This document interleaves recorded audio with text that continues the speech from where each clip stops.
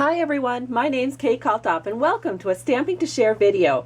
Today I'm going to talk to you about cutting fabric with our Stampin' Up dress-up framelits. And so I don't know if you're like me, but I have a nice little collection from Stampin' Up of all the different fabrics that they have.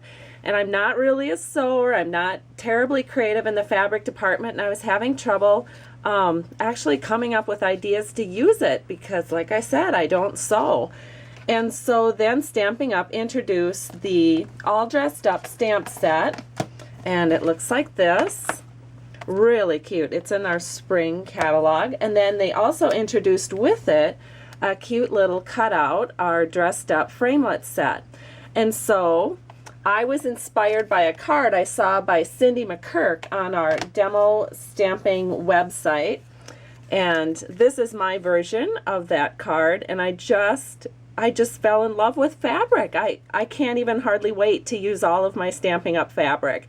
So I'm going to show you how to create this card and a couple of tips that will help you.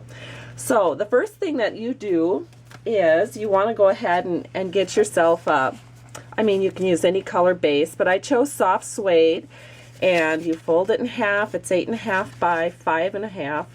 And you just fold it in half, and then you have your top panel that I've already put down for you. I used the Argyle embossing folder and ran it through the Big Shot machine, and I just glued it down. And then the next thing that I needed was an oval, because you'll see that there's a lovely oval on this card. And we have a new framelit collection introduced in the spring catalog, and it uses the largest smooth oval. So I've gone ahead and I've cut one out, and we'll just get right to the stamping. Go ahead and bring this into the picture. Here's my oval, and then I'm using the flourish from Creative Elements. It's in our regular catalog, and it's really lovely and big, and it just looks so good. So we're going to go ahead and ink this up with Pool Party ink.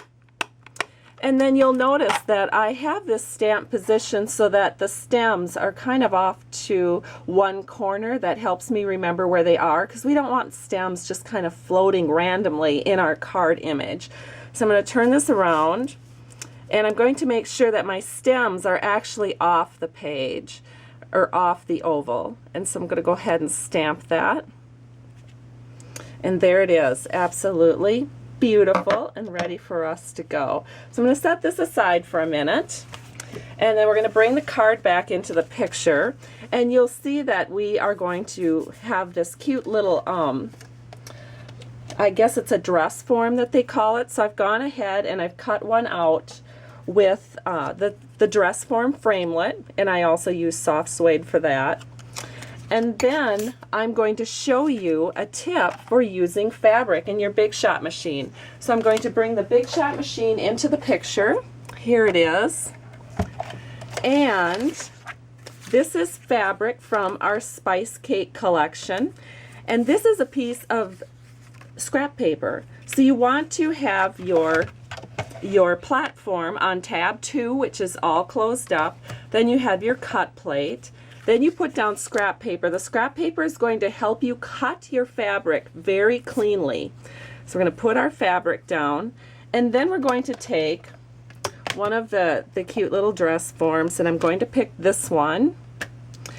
And what I did is I took a Sharpie marker and I just marked the middle on top and the middle on the bottom, and that way when you put that down, it's easy for you to find the grain of the fabric by just lining up these two marks with one of the lines in your fabric. And that way, if there is some sort of a pattern on your fabric, as there is in this one, you know that your dress will follow the grain. The next thing to do is to put our top plate on. And then, because my Big Shot machine gets used so much that it's a little bit looser than probably yours, so I do use a vellum shim, and then I just roll it through. All right. So let's take a look at what we have. This is always so much fun. And we just peel this off, and look how easily that cut. I mean, just perfectly. So we'll set that aside. And then here is our dress, and of course you have this little leftover piece of paper that you could maybe use on another card, and then here is the fabric. Now I'm going to go ahead and I'm going to show you how to put this on to your dress form. So we're going to put our silicone mat down first, and then we're going to take snail, and I'm just going to put a little bit of snail on each of the shoulders. And the reason I'm using the silicone mat is that way the snail doesn't stick to the mat, and so then you don't have your work surface so sticky with snail. And I'm just going to put a little adhesive down the front of the form like so. Then what I do is I actually lay the fabric upside down, and I just, this way I can get it on exactly where it needs to go, because I can see that everything is lined up and in the middle. And so then we just press it, and our dress is now adhered perfectly to our form. Isn't that great? The next thing we're going to do is we're going to attach a cute little ribbon around the waist, and so I'm just going to add a little snail back here to do that. And this is our vanilla 1/8 inch taffeta, and so you can see how that is secured in the back with the snail. But just to be doubly sure, I'm going to be adhering this with dimensional, so I'm just going to put a dimensional here, and one here, and one here. And now we are getting ready to where we can put our card together. So we'll bring the card back into the picture. Here is the oval that I stamped, and I've gone ahead and I've put dimensionals on the back. And I'm just going to line this up so that I have about the same amount of pool party showing on the top 3 parts of the card. And then it's time for our dress form. So I'll go ahead and peel off the little adhesive pieces, and then I'm just going to line this up so that the dress form is even with the bottom of the pool party, and just set that there like that. And then of course the finishing touch is one of our beautiful flower trim roses, and that just goes on with a glue dot right on the edge. And then because I don't like the legs of the form being real floppy like that, I think that could catch on an envelope or something, what I like to do is I just turn that around, and I'm just going to add a little bit of glue. I know you can't see what I'm doing, but you can see how very little glue I've added to the dress, to the form. Then I'm just going to hold that down for a second. And the front of our card is done. And doesn't it look cute?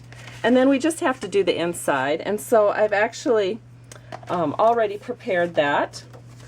We have a little flourish in the bottom corner, and then happy birthday, fashionably late but worth the wait. Boy, that could be me. I don't know how fashionable I am, but at least my card will be. So we just go ahead and put a little snail on that, stick it up here. And I don't know if you know this, but you don't really need adhesive all around the inside section. In fact, it's more elegant if you leave it loose and flowing, like you've seen wedding invitations. They're very flowing. So I just put a little snail at the top and leave the rest of it nice and loose. And so that's our card. I hope you've enjoyed putting it together with me. Have a great day, and thanks so much for stopping by Stamping to Share. Bye-bye.